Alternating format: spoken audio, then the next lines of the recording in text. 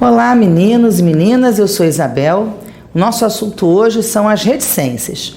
As reticências não fazem parte do conjunto de pontuação mais específica, mais objetiva, melhor dizendo, né? Então, existe um conjunto de sinais de pontuação que se caracteriza por um uso mais objetivo, né? A marcação de funções sintáticas. Então, separar sujeito, separar aposto, separar vocativo, separar adjuntos adverbiais, né? Ou então separar orações. Então, os responsáveis por fazer essa pontuação, né, das questões mais pragmáticas da língua são a vírgula, o ponto e vírgula e o ponto. Tá? Esses sinais de pontuação são considerados os sinais mais objetivos. As reticências são muito subjetivas, muito subjetivas. Então, dificilmente a gente encontra o uso de reticências num texto formal. Numa redação, por exemplo, numa segunda fase de concurso, vocês não vão usar reticências nunca, tá? Nunca.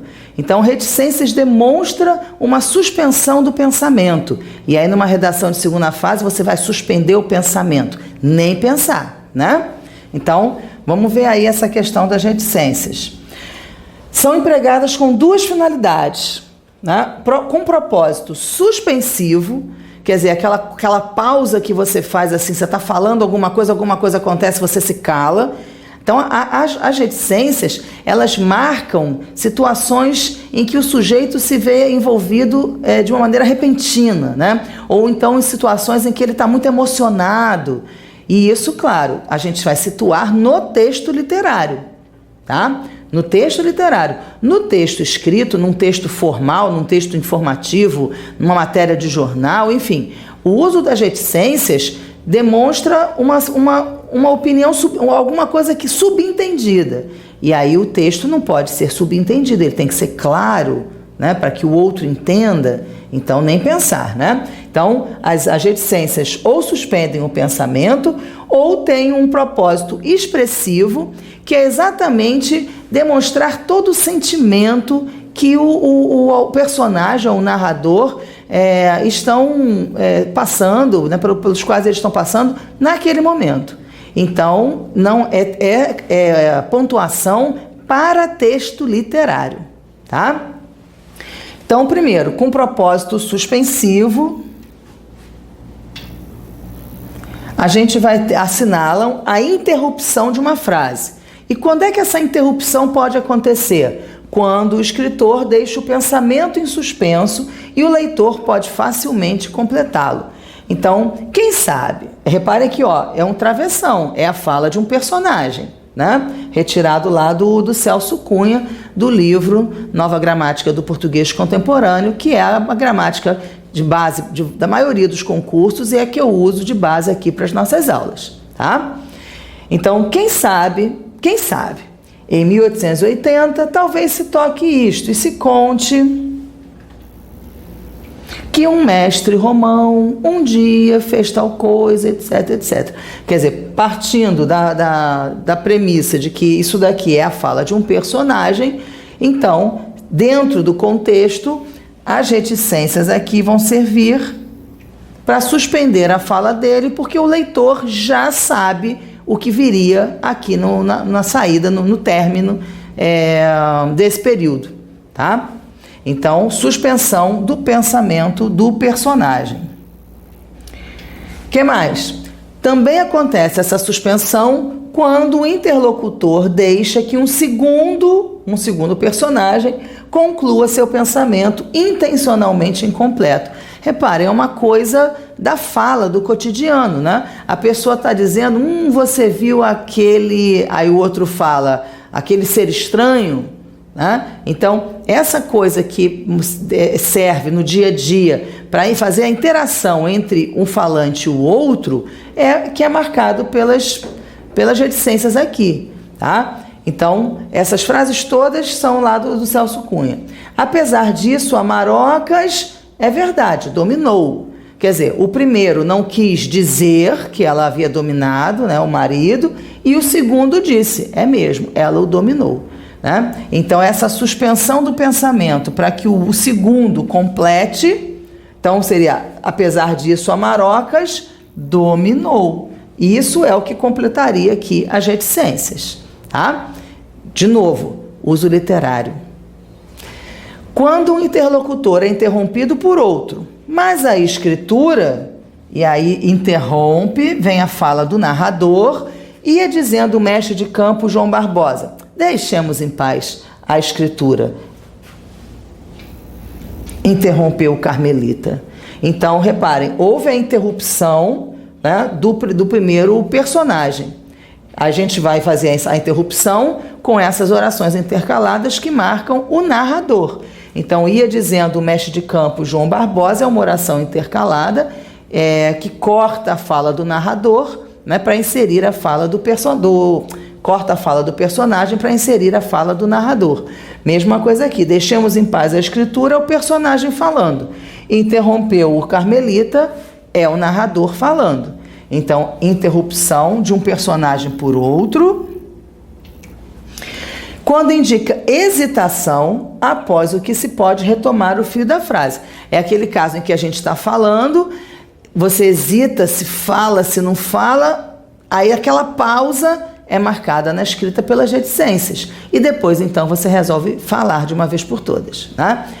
Saiba que fiz um drama. E aí essa coisa que esse espaço de tempo que você está pensando se fala, se não fala, na escrita é marcada pelas reticências. Então, qualquer suspensão de pensamento, qualquer suspensão de fala, e aí é de fala, se é de fala é de personagem, se é de personagem é dentro do texto literário, é marcado pelas reticências.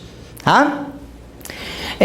Com propósito expressivo, assinalam no fim de um período de sentido pleno as mais variadas nuances emotivas.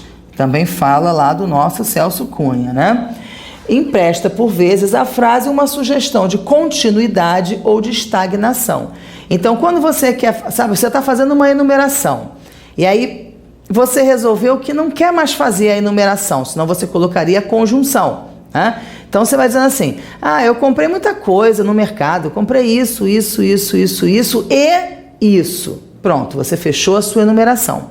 Mas aí você não quer fechar, você quer dar a intenção para o outro que você sofreu um bocado no mercado comprando milhões de produtos. Então você quer dar uma ideia de continuidade.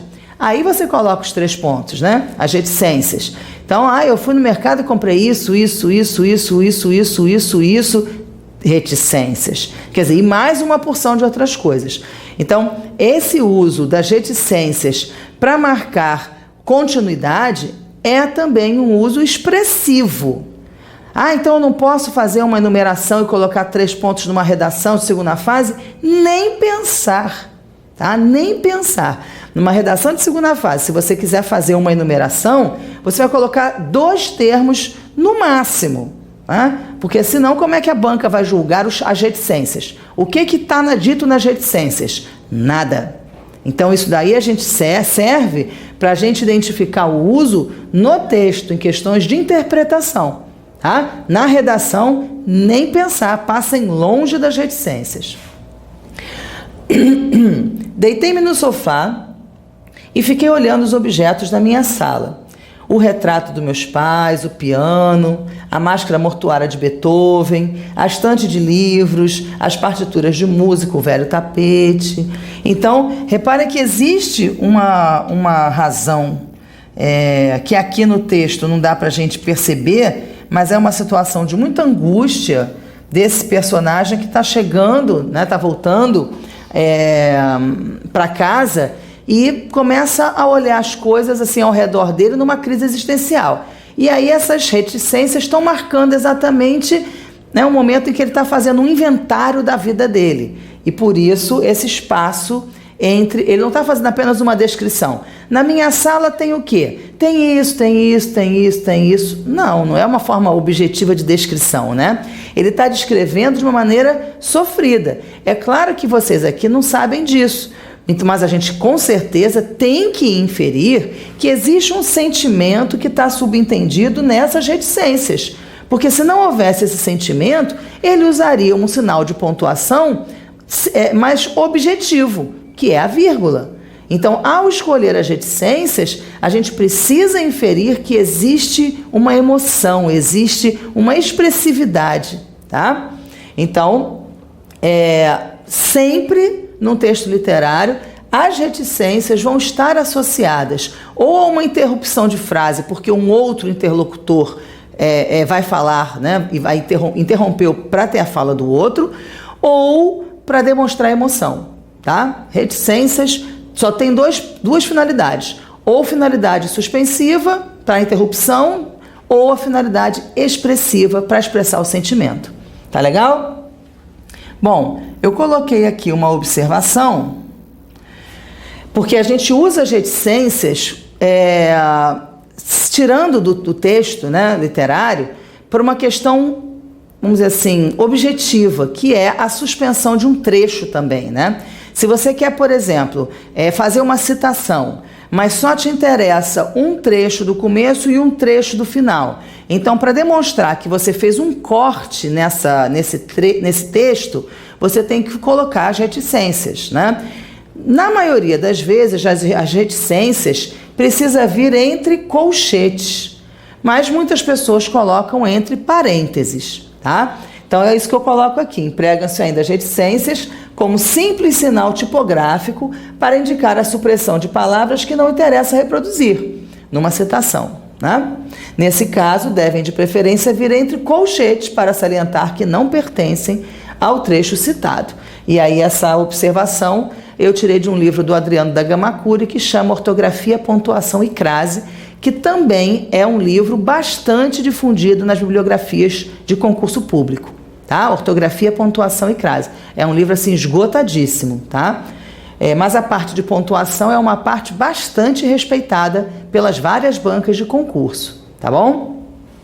Então as armas, os barões assinalados, e aí a gente tem o uso dos colchetes, cantando espalharei por toda parte. Então isso daqui é uma estrofe inteira dos Lusíadas, tem o primeiro verso e o último verso. Os outros todos do meio foram suprimidos, e a gente marca essa supressão com os colchetes e as reticências dentro dos colchetes, tá? Bom, meninos, então, de reticências já tá bom para vocês estudarem. Até a próxima!